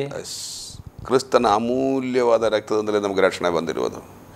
ನಾವು ಬೆಳ್ಳಿ ಕೊಟ್ಟು ಬಂಗಾರ ಕೊಟ್ಟು ಏನೆಲ್ಲ ಕೊಟ್ಟು ರಕ್ಷಣೆಗೆ ಆಗ ಮನುಷ್ಯನು ಓಡಾಡ್ತಾ ಇದ್ದಾರೆ, ಸಮಾಧಾನವಿಲ್ಲ, ಸಂತೋಷವಿಲ್ಲದೆ. ಆದರೆ ದೇವರ ವಾಕ್ಯ ಬಹಳ ಸ್ಪಷ್ಟವಾಗಿ ಹಿರಿಯರು ಕಳಿಸಿಕೊಟ್ರು ಅಂದ ನಿನ್ನ ವ್ಯರ್ಥವಾದ ಸಂಪ್ರದಾಯದಿಂದ ನೀವು ರಕ್ಷಣೆ ಹೊಂದಿಕೊಳ್ಳೋದಕ್ಕಾಗೋದಿಲ್ಲ. ನೀವು ಎಷ್ಟು ಕೋಟ್ಯಾಂತರ ರೂಪಾಯಿ ನೀವು ಖರ್ಚು ಮಾಡಿದ್ರೂ ಕೂಡ ನಿಮ್ಮ ಆತ್ಮನ ರಕ್ಷಣೆಯನ್ನು ನೀವು ವಸ್ತುಗಳಿಂದ ಎಲ್ಲ ಬಂಗಾರದಿಂದ ಬೆಳ್ಳಿಯಿಂದ ನೀವು ಹೊಂದಿಕೊಳ್ಳೋದಕ್ಕಾಗೋದಿಲ್ಲ. ಕ್ರಿಸ್ತನ ಅಮೂಲ್ಯವಾದ ರಕ್ತ ಅದು ದೇವರಿಂದ ಕೊಡಲ್ಪಟ್ಟೋದಾಗಿದೆ, ದೇವರು ನಮಗಾಗಿ ಸುರಿಸೋದಾಗಿದೆ. ಆ ಕ್ರಿಸ್ತನ ಅಮೂಲ್ಯವಾದ ರಕ್ತದಿಂದ ಅಲ್ಲದೆ ನಮಗೆ ರಕ್ಷಣೆ ಇಲ್ಲ. Price the lord. ಸೊ ಮನುಷ್ಯನು ಎಷ್ಟೋ ಹಣ ಖರ್ಚು ಮಾಡ್ತಾ ಇದೆ ಅಲ್ವಾ, ಸಮಾಧಾನವಿಲ್ಲ, ಸಂತೋಷವಿಲ್ಲ. ಇದು ಅದೇ ಪ್ರಕಾರ ಮನುಷ್ಯರು ಸತ್ತ ನಂತರ ಕೂಡ ಎಷ್ಟೋ ಹಣ ಖರ್ಚು ಮಾಡ್ತಾ ಇದ್ದೇವೆ, ಆತ್ಮನು ನಿತ್ಯ ಶಾಂತಿ ಬರಲಿ, ರಕ್ಷಣೆ ಹೊಂದಲಿ, ಮೋಕ್ಷ ಬರಲಿ ಅಂತ. ಸೊ ದೇವರ ವಾಕ್ಯ ಹೇಳ್ತಾ ಇರೋದು, ಒಬ್ಬ ಮನುಷ್ಯನು ಜೀವದಲ್ಲಿ ಶರೀರದಲ್ಲಿರುವಾಗ ಅವ್ನು ಮಾಡಿದ ಕೆಟ್ಟದಾಗಲಿ ಒಳ್ಳೆಯದಾಗಲಿ ಅವರವರು ಮಾಡುವ ಕೃತ್ಯಕ್ಕೆ ತಕ್ಕ ಪ್ರತಿಫಲ ಸಿಗುತ್ತೆ ಎಂಬುದಾಗಿ. ಯಾಕೆ ಫಸ್ಟ್ ಅದೇ ನೆಕ್ಸ್ಟ್ ಒಂದು ಕ್ವಶನ್ ಅದೊಂದಿತ್ತು, ಈಗ ಸತ್ತ ನಂತರ ನಾವು ರಕ್ಷಣೆ ಹೊಂದಿಕೊಳ್ಳೋಕೆ ಸಾಧ್ಯ ಉಂಟಾ ಅಂತೇಳಿ. ಖಂಡಿತವಾಗಲೂ ಇಲ್ಲ. ಯಾಕಂದರೆ ಈಗ ಇವತ್ತು ಈ ದಿನ ನಾವು ಬದುಕಿರೋದು ದೇವ್ರ ಕೃಪೆಯಾಗಿದೆ ಅಲ್ವಾ. ಸೊ ದೇವರ ಕೃಪೆಯಿಂದ ಈ ಕ್ಷಣ ನಾವು ಬದುಕಿದ್ವಿ. ಮುಂದಿನ ಸಮಯ ಏನಾಗುತ್ತೆ ಅಂತ ಏನು ಹೇಳೋಕ್ಕಾಗಲ್ಲ. ಯಾಕಂದರೆ ಮನುಷ್ಯರು ಕೇವಲ ಒಂದು ಉಸಿರಿಗೆ ಸಮ. ಈ ಹೊರಗಡೆ ಹೋಗಿರುವಂಥ ಉಸಿರು ವಾಪಸ್ಸು ಬಂದಿಲ್ಲ ಅಂದರೆ ಇಲ್ಲ, ಅಷ್ಟೇ ಮನುಷ್ಯ. ಕೇವಲ ಒಂದು ಉಸಿರು. ನಾವು ಎಷ್ಟು ಘನಶಾಲಿ ಆಗಲಿ, ಇಲ್ಲ ಸೌಕರ್ಯರಾಗಲಿ, ದೊಡ್ಡ ವ್ಯಕ್ತಿ ಆಗಲಿ, ಗರಿಷ್ಠ ವ್ಯಕ್ತಿ ಆಗಲಿ, ಪ್ರತಿಯೊಬ್ಬ ಮನುಷ್ಯನು ಒಂದು ಉಸಿರು, ಕೇವಲ ಒಂದು ಉಸಿರಿಗೆ ಸಮ. ಆ ಉಸಿರು ಹೋಯ್ತಂದರೆ ಹೋಯ್ತು, ಮತ್ತೆ ಇಲ್ಲ. ಈಗ ಅದು ನಾನು ಹೇಳಬೇಕಂದ್ರೆ, ಈಗ ನಾವು ಮಾತಾಡ್ತಾ ಇರುವಾಗಲೇ ಎಷ್ಟು ಸಾರಿ ನಾವು ಉಸಿರು ಬಿಟ್ಟಿದ್ದಲ್ವ. ಇದರಲ್ಲಿ ಯಾವುದೋ ಒಂದು ತಿರುಗಿ ಬರದೇ ಹೋದರೆ ಈ ಇರುವ ಹಾಗೆ ನಾವು ಸತ್ತು ಹೋಗುತ್ತೆ. ಅದು ಯಾವಾಗ ನಡೆಯುತ್ತೆ ಅಂತ ಯಾರಿಗೂ ಹೇಳೋಕ್ಕಾಗಲ್ಲ. ಯಾವ ಕ್ಷಣ ಬೇಕಾದರೂ, ಮುಂದಿನ ಯಾವ ಕ್ಷಣ ಬೇಕಾದರೂ ನಡಿಬೋದು. ಆದರೆ ಇಲ್ಲಿ ತನಕ ದೇವರು ನಮ್ಮನ್ನು ಉಸಿರು ಕೊಟ್ಟು, ಆಯುಸ್ಸು, ಬಲವನ್ನು, ಆರೋಗ್ಯವನ್ನು ಕೊಟ್ಟು ಇಲ್ಲಿ ತನಕ ನಮ್ಮನ್ನು ಕಾಪಾಡಿರುವಂಥ ದೇವರು, ಈ ದಿನವನ್ನು ದೇವರು ನಮಗೆ ಕೊಟ್ಟಿರುವುದು. ನಾನು ನನ್ನ ಒಂದು ತಿಳುವಳಿಕೆಯಲ್ಲಿ ನಾನು ಹೇಳೋದೇನೆಂದರೆ, ಈ ದಿನ ದೇವರು ಕೊಟ್ಟಿರುವುದು ಈ ಭೂಮಿಯಲ್ಲಿ ನಾವು ನಮ್ಮನ್ನು ಪರಿಶುದ್ಧಗೊಳಿಸೋದಕ್ಕಾಗ. ಈ ದಿನವಾದರೂ, ಈಗಲಾದರೂ ನಮ್ಮ ಪಾಪವನ್ನು ಹರಿಕೆ ಮಾಡಿ ನಾವು ಪರಿಶುದ್ಧರಾಗಿ ನಮಗೋಸ್ಕರವಾಗಿ ಸಿದ್ಧಪಡಿಸಿರುವಂತಹ ಪರಲೋಕದಲ್ಲಿ ಆ ನಿತ್ಯ ಜೀವನವನ್ನು ಪಡೆದುಕೊಳ್ಳೋದಕ್ಕಾಗ ಪ್ರತಿದಿನ ದೇವರು ಮತ್ತೆ ಮತ್ತೆ ನಮಗೆ ಜೀವ ಕೊಟ್ಟು ನಮಗೆ ನೀವು ಭೂಮಿಯಲ್ಲಿ ಹಾಕಿರುವುದು. ಅಂದರೆ ಈ ಭೂಮಿಯಲ್ಲಿ ನೀವು ಇರುವಾಗ ನಮ್ಮ ರಕ್ಷಣೆಗೆ ಬೇಕಾಗಿರುವುದನ್ನು ನಾವು ಹೊಂದಿಕೊಳ್ಳಬೇಕು.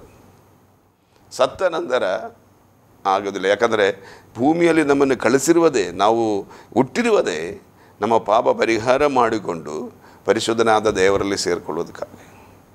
ಸೊ ಅನೇಕರು ಅದು ಗೊತ್ತಿಲ್ಲದೆ ಈ ಭೂಮಿಯಲ್ಲಿ ಆಸ್ತಿ ಮಾಡಿಕೊಳ್ಳೋಕ್ಕಾಗಲಿ, ಮನೆ ಕಟ್ಟಿಕೊಳ್ಳೋದಕ್ಕಾಗಲಿ ಓದಾಡ್ತಾ ಇದ್ದಾರೆ. ಆದರೆ ಅವ್ರಿಗೂ ಗೊತ್ತಿಲ್ಲ, ದೇವರ ವಾಕ್ಯ ಹೇಳ್ತಾ ಇರೋದು, ಒಬ್ಬ ಮನುಷ್ಯನನ್ನು ಸರ್ವಲೋಕವನ್ನು ಪಡೆದುಕೊಂಡರು ಅಲ್ವಾ. ಒಬ್ಬ ಮನುಷ್ಯ ಸಕಲ ಲೋಕವನ್ನು ಪಡೆದುಕೊಂಡರು, ತನ್ನ ಆತ್ಮನನ್ನು ಕಳೆದುಕೊಂಡಿದ್ರೆ ಏನು ಪ್ರಯೋಜನ? ಸೊ ಸರ್ವಲೋಕವನ್ನು ನಾವು ಪಡೆದುಕೊಳ್ಬೋದು, ಆಸ್ತಿ ಮಾಡ್ಕೋಬೋದು, ಮನೆ ಕಟ್ಟಬೋದು, ಬ್ಯಾಂಕ್ ಬ್ಯಾಲೆನ್ಸ್ ಹೆಚ್ಚಿಸ್ಬೋದು, ಎಲ್ಲ ಮಾಡಬಹುದು.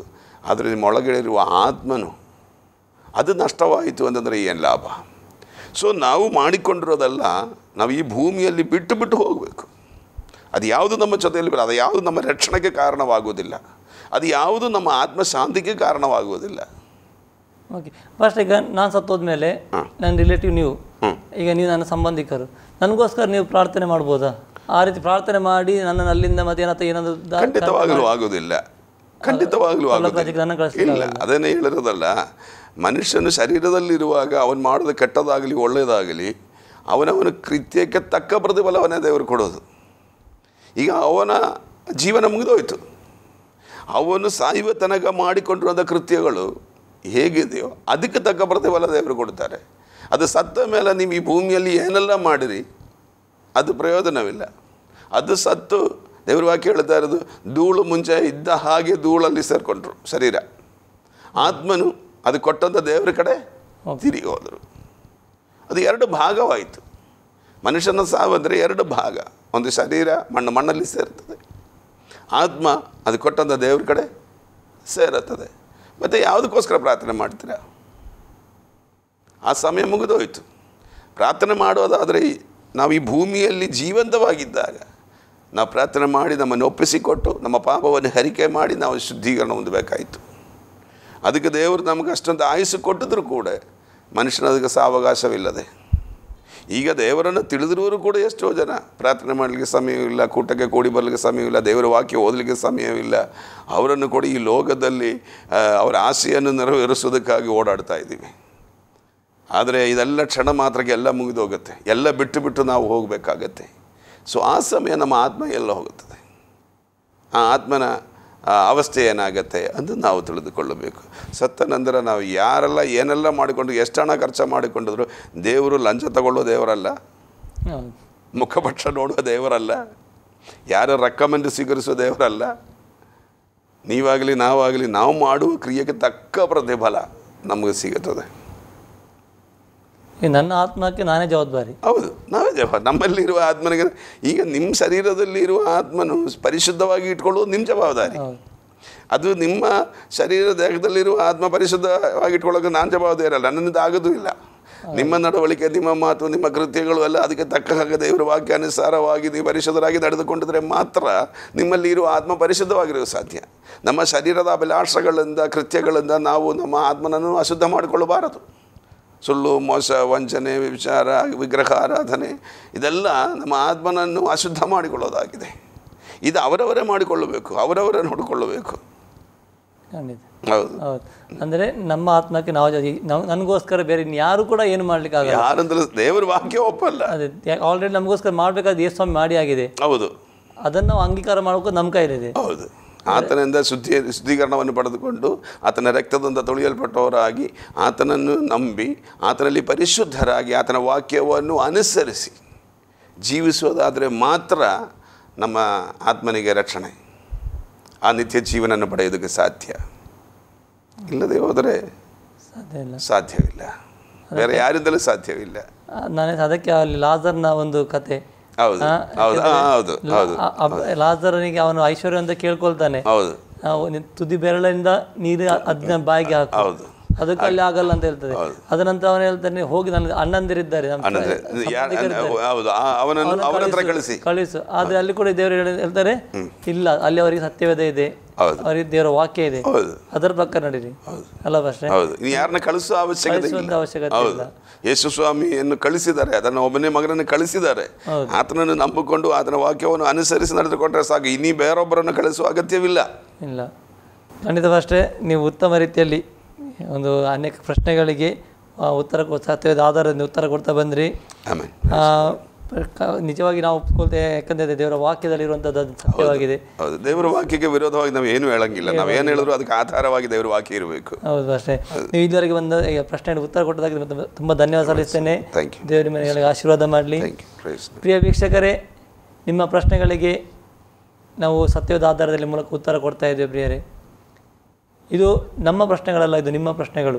ನೀವು ಕೇಳುವಂಥ ಪ್ರಶ್ನೆಗೆ ನಾವು ಉತ್ತರ ಕೊಡ್ತಿದ್ದೇವೆ. ಒಂದು ವೇಳೆ ನಿಮ್ಮಲ್ಲಿ ಇನ್ನೂ ಅನೇಕ ಸತ್ಯದ ಕುರಿತ ಇನ್ನೂ ಅನೇಕ ಪ್ರಶ್ನೆಗಳಿರುವುದಾದರೆ ದಯಮಾಡಿ ನಮಗೆ ಬರೆದು ಕಳಿಸಿ, ಅಥವಾ ಕರೆ ಮಾಡೋದ್ರ ಮೂಲಕವಾಗಲಿ, ಇಲ್ಲದಿದ್ದರೆ ವಾಟ್ಸಪ್ ಮೂಲಕವಾಗಲಿ, ಮೆಸೇಜ್ಗಳ ಯಾವುದರ ಮೂಲಕವಾಗಿ ನಮಗೆ ಕಳಿಸೋದಾದರೆ ನಾವು ಅದಕ್ಕೆ ಉತ್ತರ ಕೊಡಲಿಕ್ಕೆ ಪ್ರಯತ್ನ ಮಾಡ್ತೇವೆ.